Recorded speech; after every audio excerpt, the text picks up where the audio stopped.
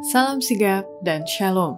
Renungan kita pada hari ini, Minggu 8 Mei 2022, berjudul Siapa yang bertobat akan hidup. Ayat intinya terdapat di dalam Yehezkiel 18 ayat 21. Tetapi jikalau orang fasik bertobat dari segala dosa yang dilakukannya, dan berpegang pada segala ketetapanku, serta melakukan keadilan dan kebenaran, ia pasti hidup, ia tidak akan mati. Pena Inspirasi menuliskan yang dimaksud dengan judul renungan kita pagi ini, siapa yang bertobat akan hidup, dan makanya kita perlu mencari Tuhan, dan segala yang tidak berkenan baginya, jauhilah hal-hal ini. Ikuti kebenaran, agar kita dapat merasakan kasih Allah yang tiada bandingnya itu, adalah sebagai berikut. Pertama, ciri-ciri orang atau siapa yang bertobat akan hidup, bila mana karakter mereka didapati selaras dengan hukum Allah, dosa-dosa mereka dihapuskan. Semua yang telah benar-benar bertobat dari dosa dan oleh iman mengaku darah Kristus sebagai korban penebusan mereka, telah mendapat pengampunan untuk nama mereka dalam buku di surga. Karena mereka telah mendapat bagian dalam kebenaran Kristus, dan karakter mereka didapati selaras dengan hukum Allah. Dosa-dosa mereka dihapuskan, dan mereka sendiri pun dianggap layak mendapatkan kehidupan kekal.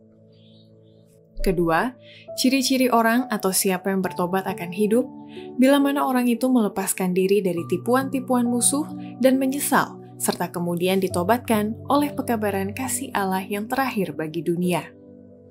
Tuhan tidak akan membuang para pelanggar secara tiba-tiba, atau menghancurkan semua negara-negara, tetapi Ia akan menghukum kota-kota dan tempat-tempat di mana orang-orang telah memberikan dirinya untuk menjadi milik perwakilan-perwakilan setan. Secara hukum, kota-kota dari bangsa-bangsa akan menghadapi kemarahan Tuhan. Akan tetapi, mereka tidak akan dihukum secara berlebihan, karena beberapa jiwa akan melepaskan diri dari tipuan-tipuan musuh dan akan menyesal kemudian ditobatkan. Sementara orang banyak akan menerima amarah pada hari penghukuman. Ketiga, ciri-ciri orang atau siapa yang bertobat akan hidup, bila mana ia mengkhotbahkan doktrin Injil yang kuno atau asli, dan selalu tekun bekerja dengan sungguh-sungguh dan menyesal akan dosa-dosanya lewat pengakuan dan pertobatan. Tuhan menginginkan hamba-hambanya pada zaman ini mengkhotbahkan doktrin Injil yang sudah lama, penyesalan akan dosa, pertobatan, dan pengakuan. Kita menginginkan khotbah-khotbah yang bersifat kuno, kebiasaan-kebiasaan yang bersifat kuno, para bapak dan ibu yang bersifat kuno di Israel.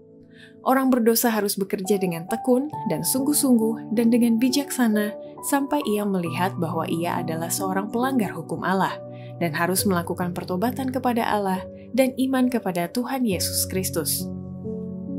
Keempat, ciri-ciri orang atau siapa yang bertobat akan hidup, bila mana semua khotbah yang dikumandangkan itu jelas mengenai terang kedatangan Kristus, dan pengharapan orang itu mengikat seluruh kata-kata, perbuatan, dan semua hubungan pergaulannya. Semua khotbah dalam terang kedatangan Kristus. Kebenaran nubuatan diikat bersama, dan pada waktu kita mempelajari mereka membentuk suatu kelompok kebenaran Kristen yang praktis dan yang indah. Semua khotbah yang kita berikan dengan jelas harus menyatakan bahwa kita sedang menunggu, bekerja, dan berdoa untuk kedatangan Anak Allah. Kedatangannya adalah pengharapan kita. Pengharapan ini mengikat seluruh kata-kata dan perbuatan kita, dengan semua pergaulan dan hubungan kita. Demikianlah renungan kita pada hari ini, kiranya Tuhan memberkati kita semua.